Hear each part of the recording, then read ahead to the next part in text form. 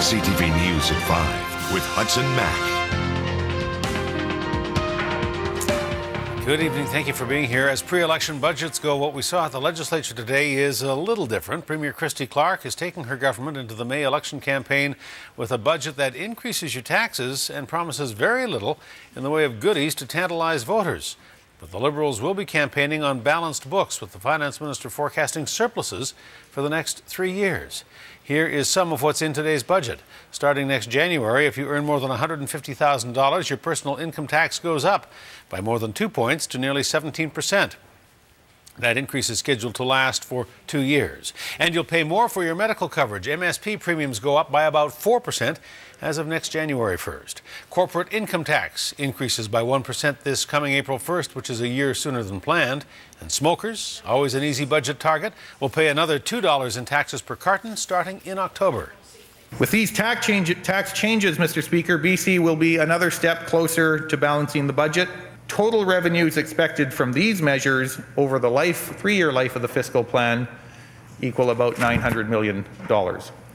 The budget does include new spending, and if you have young children, you will benefit. There's an early childhood tax credit for children under 6. It's worth $660 a year, but it will not take effect until April 2015, so calculate your children's ages. If you have kids born in 2007 or later, you're eligible for a one-time $1,200 government grant for their RESP, their Registered Education Savings Plan.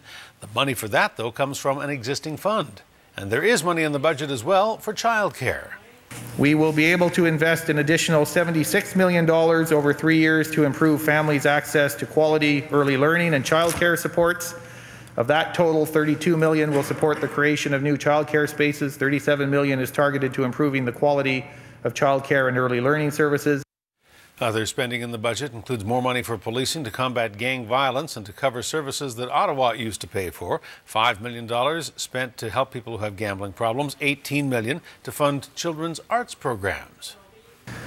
What we've done today is lay out a modest, responsible, and achievable plan to guide BC through the next few years of continuing global economic uncertainty, with a balanced budget, affordable spending, and as the economy strengthens, some new supports to help make life more affordable for families.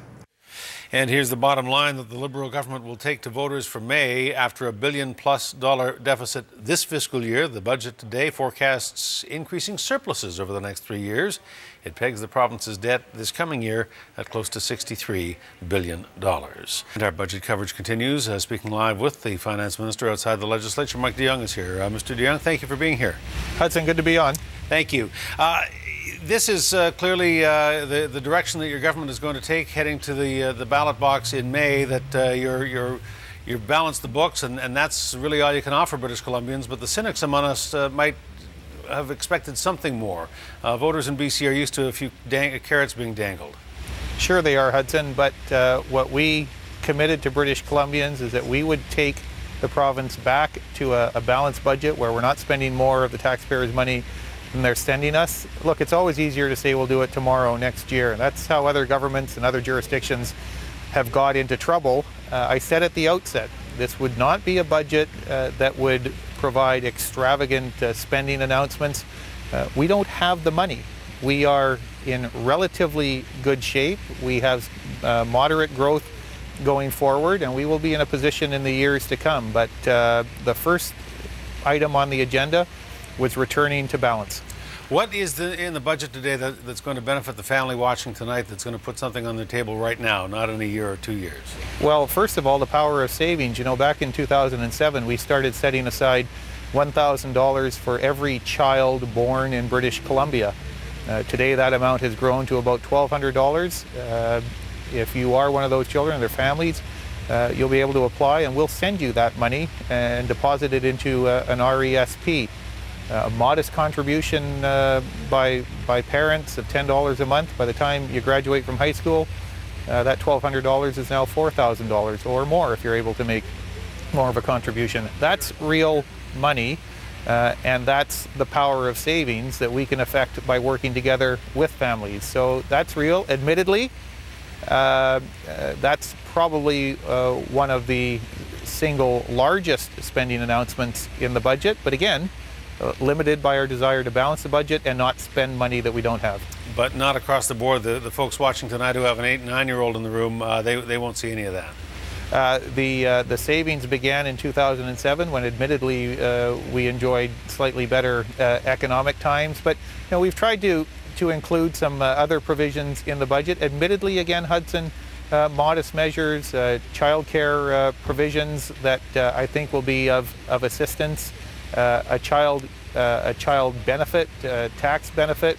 Again, it doesn't kick in right away because of the limitations around available money, but I think most British Columbians understand this as they sit around their kitchen table.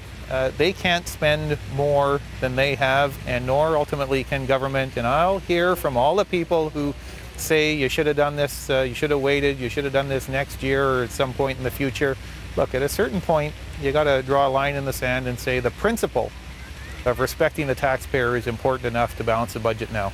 I don't think anyone would argue with Prudence, Minister, but you're also banking on $800 million in revenue to come from the sales of various assets and land, Crown land. How are you not maybe counting your chickens before they hatch?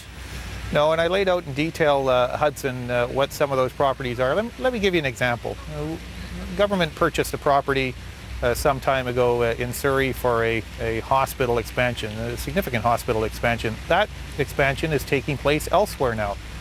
The property is valuable. It's sitting there vacant and could be used by the private sector to create enterprise and jobs.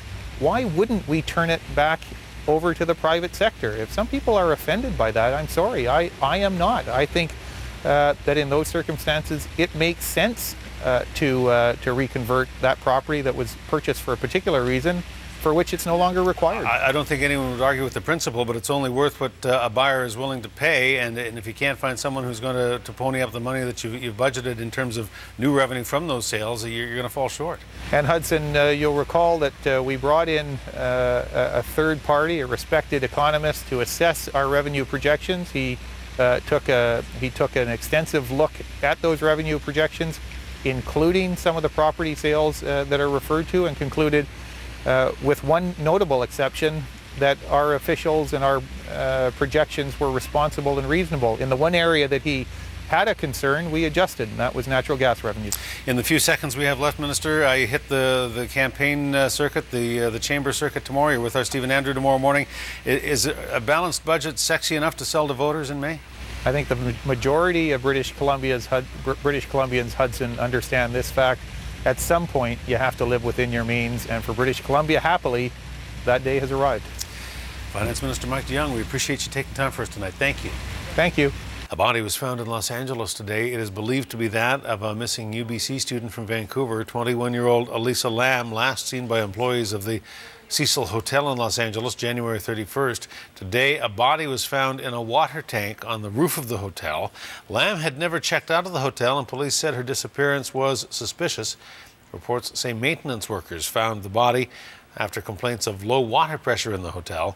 The LAPD has not yet confirmed the body is Lam's, but it is believed to be her. Former CEO of the Bear Mountain development, Len Berry, was expected to appear in a Victoria courtroom today, charged with 2 counts of failing to file tax returns, but Berry did not appear, and for a few minutes at least, there was a warrant out for his arrest.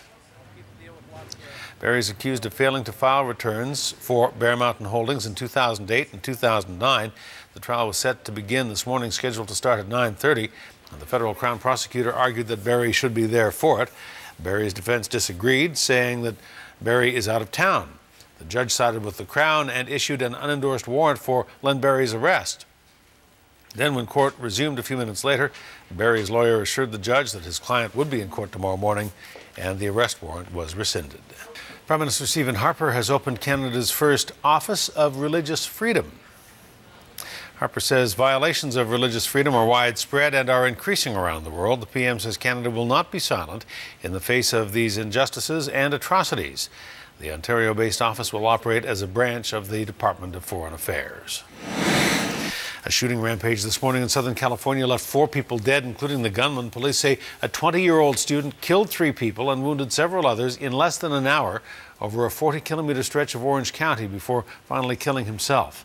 Police say the first victim was shot dead at a ranch where the gunman lived. Another victim, forced from his car at a red light, marched to the curb and shot execution style in front of at least a half a dozen witnesses. Police in Belgium are hunting for 8 men who stole $50 million worth of diamonds. They held up a security van last night as the diamonds were about to be loaded onto a plane, which was bound for Switzerland. The aircraft was being loaded with cargo at that time. They have stopped near the aircraft and, heavily armed, they have taken a number of goods from the hold of the aircraft, after which they have sped away again by car and have used the same exit where they have entered the airport. The robbers didn't fire a shot. Police later found a burned-out vehicle close to the airport. Nearby Antwerp is the hub of the world's diamond trade. The rough stones were being transported to Zurich. Well, communication has been restored now between NASA controllers in Houston and the International Space Station. A software update on the space station knocked out its communication system, cutting the crew's connection to Earth for an anxious time today. All 6 crew members are okay, including Canadian astronaut Chris Hadfield, who will assume command of the space station next month. And the Nanaimo man who's accused of second-degree murder in the death of his father has been ordered to undergo a psychiatric evaluation. 27-year-old Aaron Harvey was charged with second-degree murder after RCMP found his father dead in their apartment last Wednesday. The two lived together on Rock City Road in Nanaimo. Today, the judge ordered Harvey to undergo the evaluation before coming back to court on the 12th of next month.